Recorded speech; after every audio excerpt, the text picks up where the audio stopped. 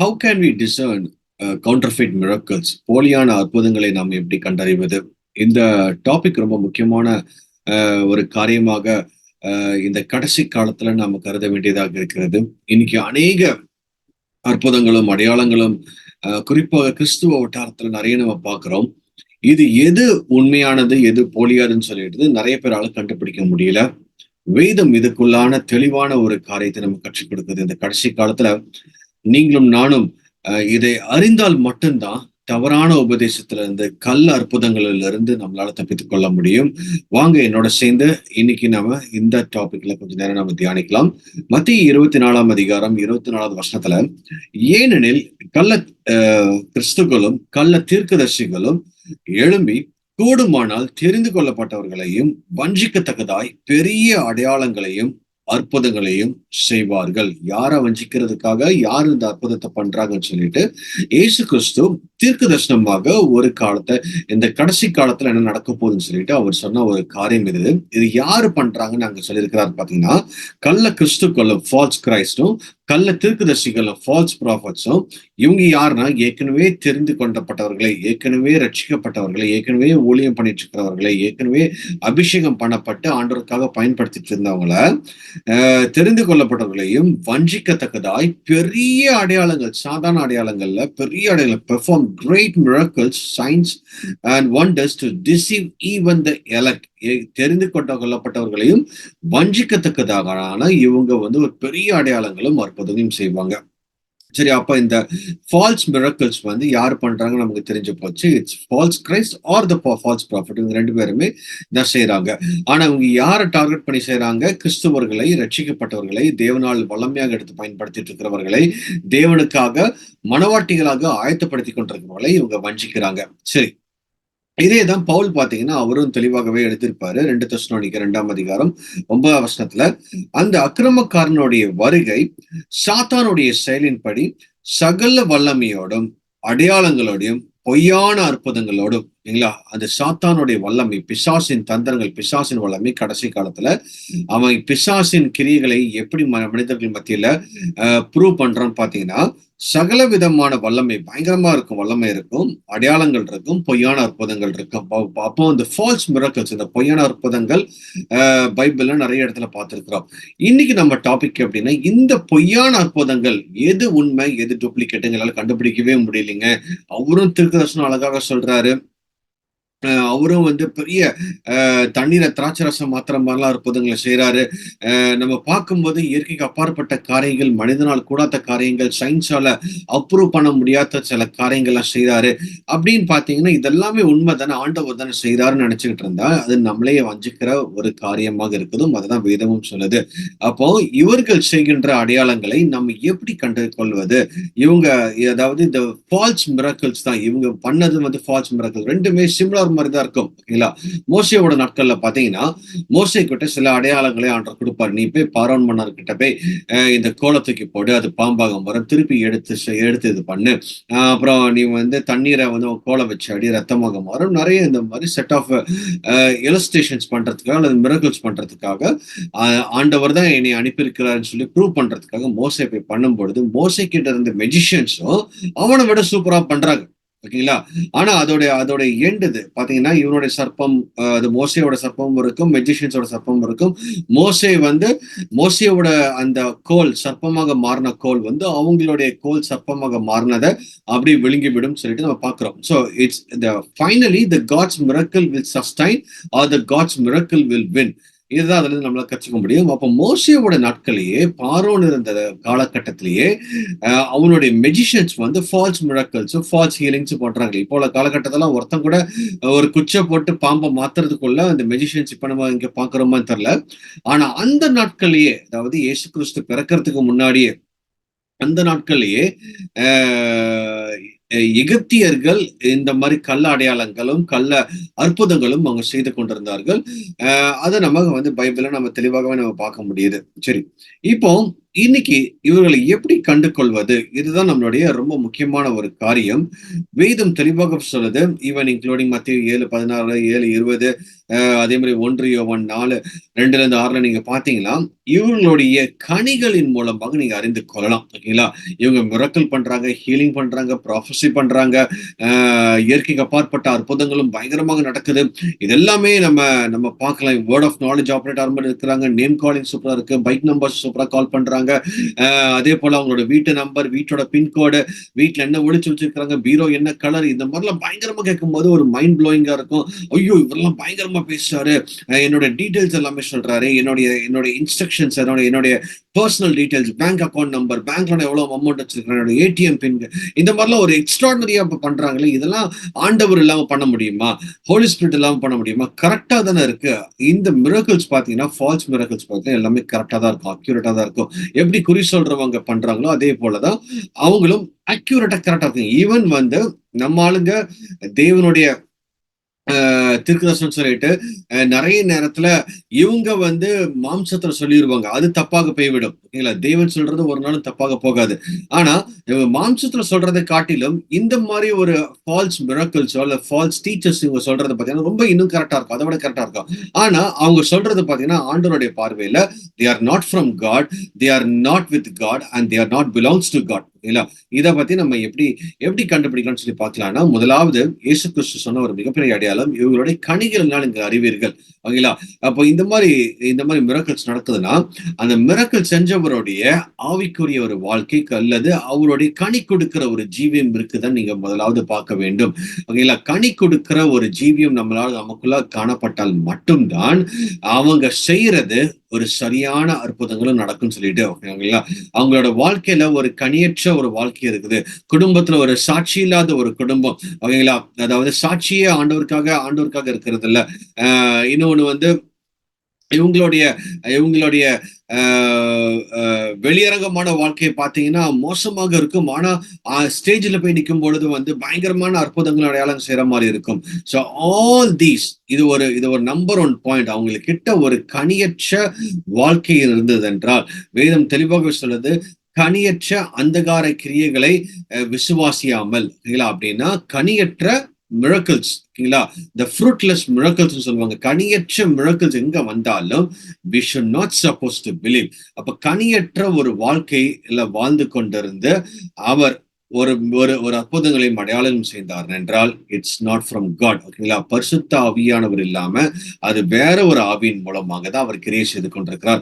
பரிசுத்த ஆவியானவர் மூலமாக செயல்பட வேண்டிய காரியங்கள் அவருடைய கனிகளின் மூலமாக அந்த அற்புதத்தை உறுதிப்படுத்துவார். பவுலோட வாழ்க்கையில பாருங்க, அப்போஸ்தலர்களோட வாழ்க்கையில பாருங்க, இயேசு கிறிஸ்துவோட வாழ்க்கையில பாருங்க, இவங்க எல்லாரோட வாழ்க்கையிலும் முதலாவது கனி வெளிப்பட்டுச்சு, அதுக்கப்புறம் தான் அற்புதங்களும் வெளிப்படுது. That is the greatest sign. அவங்களோட வாழ்க்கையில அவங்க பொறுமையாக இருந்தாங்க, அன்பாக இருந்தாங்கல்ல, முறுமுறுக்கல, அவங்களுக்குள்ள கோபம் இல்ல, அவங்களுக்குள்ள ஒரு அன்பு இருந்தது, ஒரு சந்தோஷம் இருந்தது. பவுலும் சீலாவும் பாத்தீங்கன்னா ஜெயில தூக்கி போட்டவொன்னு அவங்க அழுகல, புலம்புல, கதர்ல, அவங்க சந்தோஷமா ஆராதிச்சுட்டு இருக்கிறாங்க. பேதுருவ சிறையில போடுறாங்க, எதுவுமே அவர் வந்து ஐயோ என்னை விட்டுருங்க, என்னை காப்பாத்துங்க, எனக்கு பயமா இருக்கு, எந்த ஒரு ஃபியரும் அவர்கிட்ட இல்லவே இல்லை. பிளஸ் எந்த ஒரு புலம்பலும் அவர்கிட்ட காணப்படல, சமாதானத்தோட இருந்தார். ஓகேங்களா? அப்ப அவங்களோட வாழ்க்கையில ஒரு கனி காணப்பட்டுச்சு. அவங்களோட வாழ்க்கையில பரிசுத்தாவினுடைய கனி அதிகமாக அவங்களுக்கு வெளிப்பட்டது நிமித்தம் அவங்க செய்கின்ற அந்த அற்புதங்களும் அடையாளங்களும் it's approved from God, it's valid from God and it's from God. இல்ல, ஆண்டவர் கிட்ட இருந்துதான் வந்தது, இயேசு கிட்ட தான் இருந்துதான் வந்தது. அப்போ இது நம்பர் 1. அவங்க கிட்ட ஒரு கனி கொடுக்கிற வாழ்க்கை எடுக்கணும். 2வது பாத்தீங்கன்னா, தோஸ் பீப்புள் இந்த மாதிரி அற்புதங்களும் அடையாளங்களும் ஈவன் ஹீலிங்கா கூட இருக்கலாம். ஹீலிங், ஒருத்தர் வந்து ஒரு வீல் சேர்ல இருந்து அவர் கால் முளைச்சி எழுந்திச்சிட்டாருங்க, அல்லது கேன்சர் 4th ஸ்டேஜ்ல டாக்டர்ஸ் முடியாதுன்னு சொல்லிட்டாங்க, அவர் கேன்சர் ஹீல் ஆயிடுச்சு.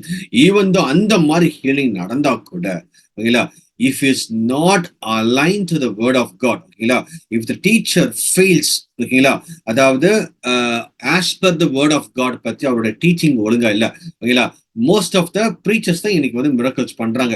அவங்களோட ப்ரீச்சிங் வந்து it's not align to the word of God. தேவனுடைய வார்த்தையின் படி அவங்களுடைய பிரசங்கம் இல்லை. அவங்க வந்து உலகத்துக்கு எதுவாக அல்லது சுயத்துக்கு எதுவாக வார்த்தையை ட்விஸ்ட் பண்ணி பேசுறாங்க. வசனத்தோட மீனிங் இது இல்லையே, இது அவங்களுக்கு சாதகமாக, பண லாபத்துக்காக அல்லது பொருளாசைக்காக, பூமிக்குரிய நிறைவுக்காக அந்த வசனத்தை ட்விஸ்ட் பண்ணி பேசுறாங்களே, அவங்க தான் அவங்க மூலமாக செய்கின்ற எப்பேற்பட்ட அற்புதங்களாக இருந்தாலும் it's not from God, it's from devil. இல்ல எய்தர் இல்ல ரெண்டு விதமான மனுஷனால அந்த அற்புதத்தை செய்ய முடியாது. Either it should be from God or it should be from the devil. The Bible is so clear in the last days, even the devil also will perform mighty miracles, heavy miracles. அவனால பண்ண முடியும்னு சொல்லிட்டு வேதம் ரொம்ப தெளிவாகவே போட்டிருக்குது. அப்போ அவருடைய டீச்சிங் ஒண்ணு நம்ம பார்த்தா அவருடைய கனிகள், இன்னொன்னு அவருடைய teaching if it's not aligned with word of God, அதுல ஒரு குழப்பமான ஒரு அந்த வார்த்தையை குழப்புற மாதிரி ஒரு சில காரியங்களை கொண்டு வந்தால் என்றால் then definitely he is not from God. அவர் பிசாசின் ஆவியினால அற்புதங்களையும் செய்து கொண்டிருக்கிறார். இல்லைங்களா? சரி, அப்போ நிறைய நேரத்துல நம்ம பார்க்கும் பொழுது இந்த அற்புதங்கள், அதாவது அப்போஸ்தலர்கள் நிறைய அற்புதங்களை பண்ணாங்க. இவங்க பண்ண அற்புதங்கள் இட் வேலிடேட்டட் த காஸ்பல், ஆண்டவருடைய நற்செய்திக்கு ஒரு சாட்சியாக தான் அவங்க அந்த அற்புதங்களை பண்ணாங்க. இன்னொன்னு, அவங்க அற்புதம் பண்ணும்போது ஆண்டவர் மகிமைப்பட்டார், அவங்க மகிமை. இன்னைக்கு பாத்தீங்கன்னா இன்னைக்கு நிறைய தீர்க்க தரிசனங்கள் பார்க்கலாம், கள்ள தீர்க்க தரிசனங்கள் பார்க்கலாம். அவங்களுடைய சுயத்தை அந்த இடத்துல வெளிப்படுத்துவாங்க. ஓகேங்களா? உடனே அவர் ஒரு கரெக்டான நம்பர் சொல்லிடுவாரு. உடனே நான் சொல்றது கரெக்டா, நான் யாரு தெரியுமா, நான் தப்பாகவே போகாது, அவங்கள பத்தியே பெருமை பாராட்டிட்டு இருப்பாங்க, அவங்கள பத்தியே உயர்த்திட்டு இருப்பாங்க.